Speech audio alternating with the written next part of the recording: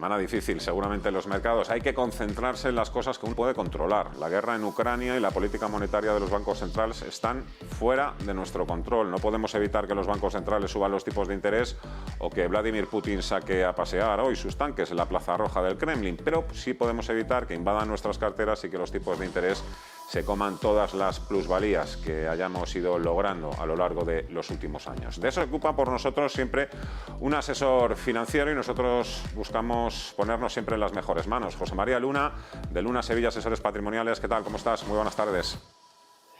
Muy buenas tardes, Fernando.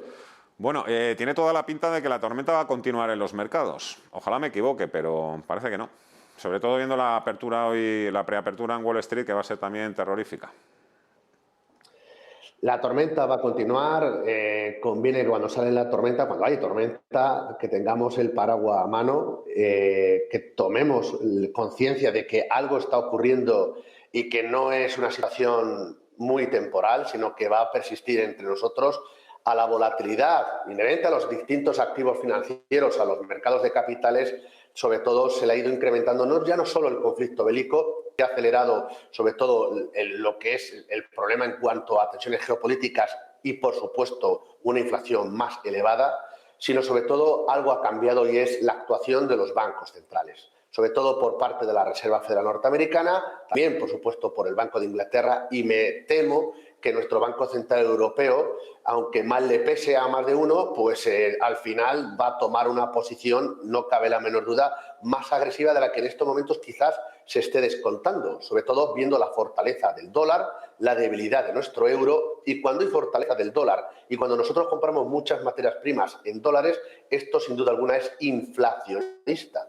Y lógicamente, aunque el Banco Central Europeo tema actuar o le cueste actuar ante una cruda realidad y siga todavía quizás en un mundo de ensueño, al final no va a tener más remedio que actuar y quizás antes de lo que ha ido planteando Christine Lagarde y muchos otros miembros de nuestro Banco Central Europeo. Con lo cual, todavía no hemos visto lo peor de la tormenta. Todavía, evidentemente, bueno, pues veremos los mercados no solo en una inercia de volatilidad, sino una inercia de bajista, tanto para la renta fija como, por supuesto, para la renta variable. Eso no cabe, eso no significa que no haya días en los cuales haya rebotes en los mercados de acciones, incluso en los mercados de deuda, tanto pública como privada. Pero en estos momentos lo más importante que ha cambiado ya no solo es el crecimiento económico o la inflación, que evidentemente claro que ha cambiado, sino sobre todo la actuación de los bancos centrales como lucha ante una inflación alta.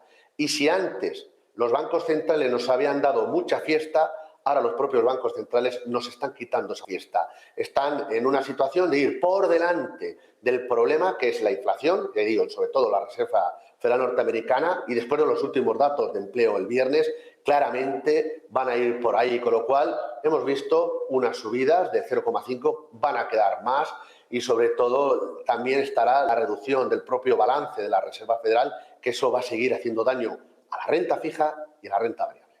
Ese viejo adagio bursátil de lo que el mercado te da, el mercado te lo quita, también se puede extrapolar, por supuesto, en estos tiempos a los bancos centrales. Estamos en plena tormenta, las tormentas tampoco duran eternamente, pasará, la situación se irá estabilizando y ahí es donde podremos ya empezar a mirar oportunidades, que las habrá. Claro, no te pido que hagas de adivino, pero ¿cuándo crees que podría estabilizarse un poquito la situación y de qué va a depender sobre todo? Sobre todo va a depender de la inflación y también del propio crecimiento económico.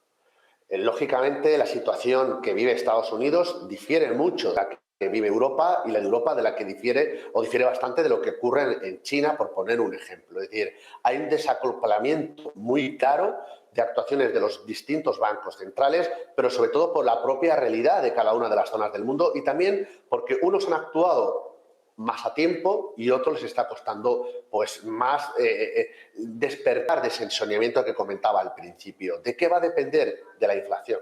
De la inflación y también del propio crecimiento económico. Mientras la inflación sea alta, yo creo, y viendo lo que ha ocurrido con la Reserva Federal Norteamericana, yo creo que mucha gente ha pasado, o sea, la semana pasada que después de las palabras de Jerome Powell, si algunos de ustedes se acuerdan, y Fernando seguro tú te acordarías, lo recibieron con una fiesta, ¿no? Decir, bueno, ha subido solo 0,5, no ha subido mucho más. Pero al día siguiente vino la realidad. Y la realidad son las palabras de Jerome Powell, que dijo muy claramente, las condiciones financieras van a ser más restrictivas. Y esto es muy claro. El mensaje alguien lo puede intentar disfrazar, alguien puede intentar decir, oiga, no va a ser tal. Oiga, la Reserva Federal, las condiciones financieras han cambiado, van a ser más restrictivas y eso significa que la política monetaria pasa de ser acomodaticia a ser restrictiva. ¿Y eso qué significa? Pues que mientras la inflación sea alta, hoy por hoy va a pesar mucho más ese dato que el propio crecimiento económico. Obviamente la situación, repito, de Estados Unidos prácticamente con pleno empleo, precisamente o incluso podría perfectamente la Reserva Federal volver a ver otro trimestre con tasa de crecimiento negativo y aún así, mientras la inflación sea alta, no le va a temblar la mano y va a seguir actuando, va a seguir subiendo tipos y va a seguir restando o drenando el propio balance de la Reserva Federal. Con lo cual, ¿qué es necesario?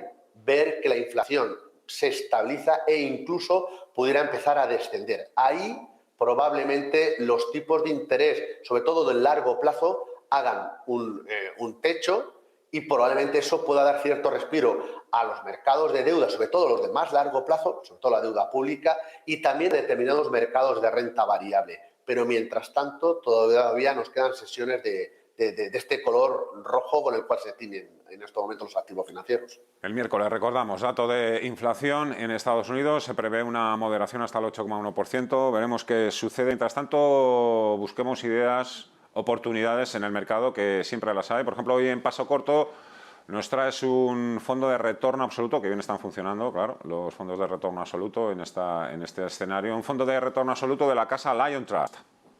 Exactamente. Mirad, yo lo que os pido a todos los que invertís en mercados financieros es aplicar coherencia y sentido común.